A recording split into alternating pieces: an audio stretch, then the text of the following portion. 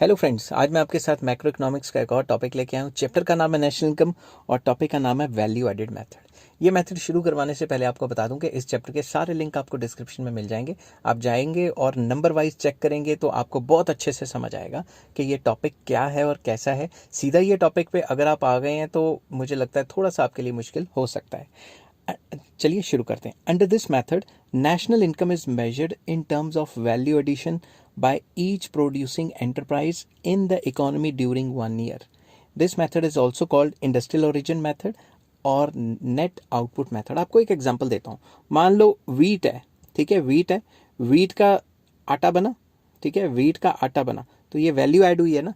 तो वैसे ही आटा बनाती है चक्की, ठीक है, तो वैसे ही आटे की चक्की से बिस्किट्स बने, ठीक है, बिस्किट्स वाली कंपनी ने भी तो कुछ वैल्यू ऐड की। अगर मान लो आटा है आपका 5 रुपये kg, ठीक है, यहाँ पे आपको उल्टा बोल गया मैं, जो व्हीट ग्रेन्स हैं वो है 5 रुपये/kg, आटा आपको मिल रहा है 25 रुपये किलो। डिफरेंट हो सकता है रेट, मैं एग्जांपल ले रहा हूँ। तो वैल्यू एडिड कितनी हुई 20, और अगर बिस्किट बिक रहे हैं 100 रुपये/kg, ठीक है, तो वैल्यू एडिड कितनी हुई 75। तो ऐसे ही हर एक प्रोडक्शन प्रोसेस में कुछ ना कुछ वैल्यू ऐड हो रही है। अगर इन सारी वैल्यू एडिड को ऐड कर देंगे तो भी हमें नेशनल इनकम मिल जाएगी, ऐसा इस मेथड का कहना है, ठीक है।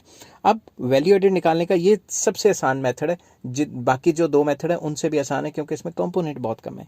तो value added method is equals to, value added क्या होता है, value added is equals to value of output minus value of input. जो बनाया माइनस जो खरीदा, समझ गए बात। अब अगर वैल्यू ऑफ आउटपुट निकालना है तो उसका फॉर्मूला है sales plus change in stock. आपको कैसे पता लगेगा कि आपने कितना माल बनाया? अगर आपकी दुकान है, कोई फैक्ट्री है, कैसे पता लगेगा? जो सेल हो गया वो भी तो बनाया ही था ना। तो पहला कंपोनेंट क्या है, sales plus change in stock. जो स्टॉक में ऐड ऑन हुआ है वो भी तो बनाया ही है ना। तो चेंज इन स्टॉक का फॉर्मूला क्या है, closing stock minus opening stock, ठीक है। अब वैल्यू ऑफ इनपुट्स, ये वाली जो वैल्यू ऑफ इनपुट्स हैं वो क्या है, all purchases by the firm. जो भी फर्म कोई भी परचेज करती है बाहर से सामान, उनको वैल्यू ऑफ इनपुट्स कहा जाता है।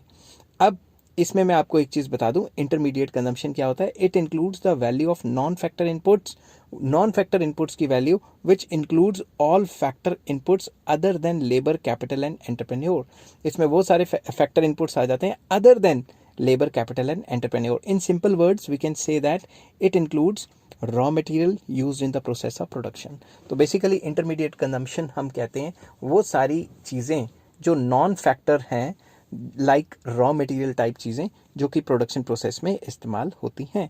अब आपको बता दूं, अगर आपने वैल्यू एडेड निकाल ली, value of output minus value of input करके, तो value added by first unit, second unit, third unit up to n unit, जितनी भी कंपनी है, अगर सबकी वैल्यू एडेड कर देंगे तो हमें मिल जाएगा ग्रॉस वैल्यू एडेड।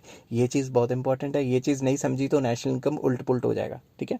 तो सारे कंपनियों की या सारे सेक्टर्स की वैल्यू एडेड को ऐड कर देंगे तो हमें मिलता है ग्रॉस वैल्यू एडेड। और ग्रॉस वैल्यू एडेड को कहते हैं जीडीपी एट एमपी। यहाँ जी तो चलो ग्रॉस की जगह तो जी आ गया क्योंकि यहाँ पे भी ग्रॉस है, ठीक है। डोमेस्टिक क्यों आया?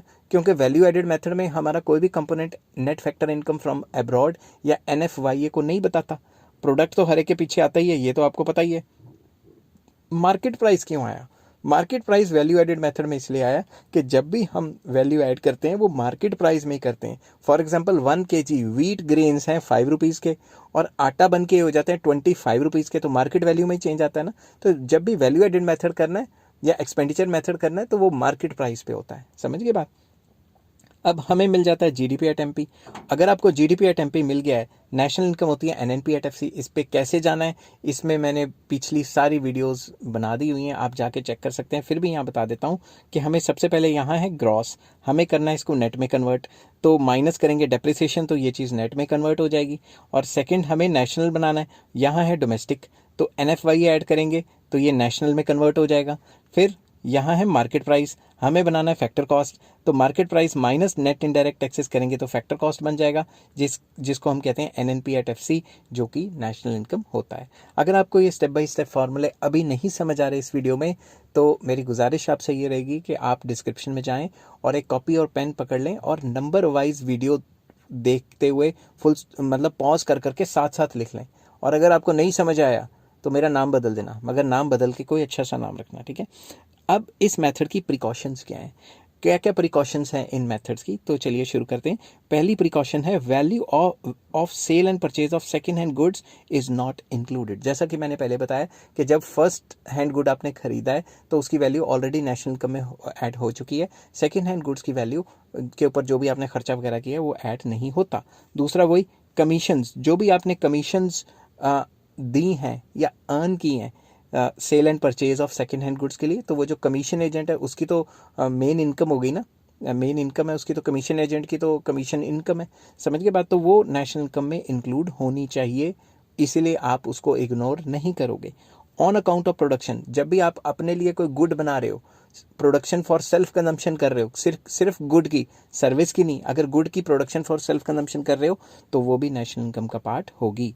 Value of intermediate goods is not included. Intermediate goods की वैल्यू तो माइनस करनी है, वो प्लस थोड़ी ना करेंगे, इंक्लूड नहीं करेंगे, एक्सक्लूड करेंगे, मतलब माइनस करेंगे।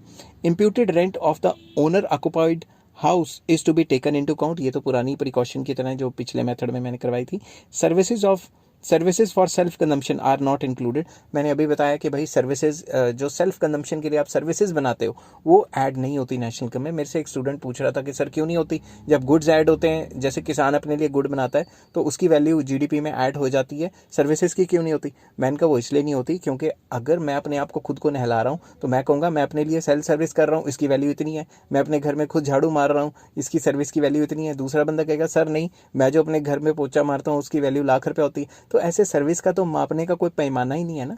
गुड को मापने का तो पैमाना है, उसकी तो मार्केट में एक वैल्यू है। सर्विसेज को, क्योंकि कोई उस सर्विस के कितने पैसे ले रहा है, कोई उस सर्विस के कितने पैसे ले रहा है, इसलिए ये कन्फ्यूजन हमने नेशनल इनकम में क्रिएट नहीं की। इसलिए इस मेथड में जो भी सर्विसेज बनाते हो सेल्फ कंजम्पशन के लिए उनकी वैल्यू ऐड नहीं होती। नेक्स्ट है value added in the government sector is equal to compensation of employees. अगर गवर्नमेंट सेक्टर में वैल्यू एडेड नापनी आपने तो जितना भी गवर्नमेंट सेक्टर में कंपनसेशन ऑफ एम्प्लॉइज होती है वही उनकी वैल्यू एडेड होती है। अब आ जाते हैं न्यूमेरिकल्स पे। तो सबसे पहले वैल्यू एडेड निकालनी है फर्म ए की और फर्म बी की। Also find gross domestic product at factor cost. तो चलिए शुरू करते हैं। हमें ये डाटा दिया हुआ है, सेल्स दी हुई है ए की, परचेज दिया हुआ है बी टू ए, ये सारा का सारा डाटा दिया हुआ है। तो सबसे पहले हम क्या करेंगे, हेडिंग बनाएंगे value added by firm A firm की वैल्यू एडेड देखनी है तो उसका फॉर्मूला क्या है, value of output minus value of input. तो अब सबसे पहले मैं देखूंगा value of output of A. मैंने V capital O capital A थोड़ा सा नीचे लिखा हुआ है, तो value of output of firm A, इसका क्या फॉर्मूला है वैल्यू ऑफ आउटपुट का, sales plus change in stock. तो मैं देखूंगा सेल ऑफ ए कितनी है, ये गिवन है, ठीक है। Change in stock of A, change in stock of A, ये इसका क्लोजिंग स्टॉक है, ये इसका ओपनिंग स्टॉक है। क्लोजिंग माइनस ओपनिंग करेंगे तो चेंज इन स्टॉक आ जाएगा। तो यहाँ पे मैंने इसकी वैल्यू एडेड निकाल ली, सेल्स भी लिख ली प्लस चेंज इन स्टॉक का formula closing stock minus opening stock, ये निकल गया।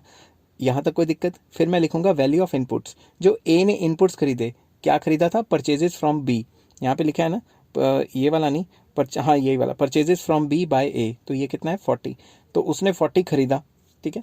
तो अब अगर मैंने वैल्यू एडेड बाय फर्म ए लगानी है, दैट इज इक्वल्स टू जो भी इसकी वैल्यू ऑफ आउटपुट थी माइनस जो भी इसकी वैल्यू ऑफ इनपुट थी, ये इसका वैल्यू एडेड आ गया। Similarly value added by firm B, तो इसका फॉर्मूला क्या बनेगा, value of output of firm B minus value of input of firm B. तो value of output of firm B क्या होगा, sales plus change in stock.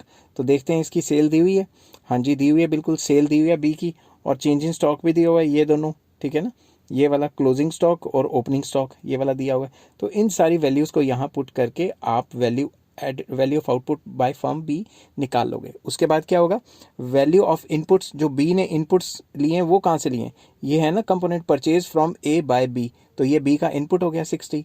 तो हम क्या करेंगे, यहाँ पे इसका परचेज फ्रॉम फर्म परचेज यहाँ पे लिखना था परचेज फ्रॉम फर्म ए लिखना था। तो उसने 60 का परचेज किया, चेक कर लेते हैं, हाँ भाई 60 का परचेज किया है। तो जो भी उसके परचेजेस थे वो हमने क्या करने हैं, वो माइनस कर देने हैं वैल्यू ऑफ आउटपुट से। तो इसकी वैल्यू ऑफ आउटपुट थी 190 और इसके परचेजेस थे 60 के, तो माइनस किया तो ये 130 आ गया। अब ध्यान से समझना, ग्रॉस वैल्यू एडेड क्या होती है, ग्रॉस वैल्यू एडेड होती है value added by firm A plus value added by firm B, दोनों की वैल्यू ऐड की तो हमारे पास कितना आ गया, ग्रॉस वैल्यू एडेड। और ग्रॉस वैल्यू एडेड किसके बराबर होती है, जीडीपी एट एमपी के बराबर होती है। हमें क्या निकालना है, हमें निकालना है जीडीपी एट एफसी। समझ गए बात, वैल्यू एडेड बाय ए तो निकालनी थी, निकाल ली, बी भी निकालनी थी, निकाल ली। अब हमें निकालना है gross domestic product at factor cost. तो दोनों की वैल्यू ऐड को ऐड करूंगा तो ग्रॉस वैल्यू एडेड बनेगी जो कि gross domestic product at market price होती है। तो अगर मैंने gross domestic product at factor cost निकालना है तो gross domestic product at market price में से नेट इनडायरेक्ट टैक्सेस माइनस करने पड़ेंगे। तो मैं देखता हूँ जाके नेट इनडायरेक्ट टैक्सेस का पूरा दिया हुआ है कि net indirect taxes paid by both firm is 30।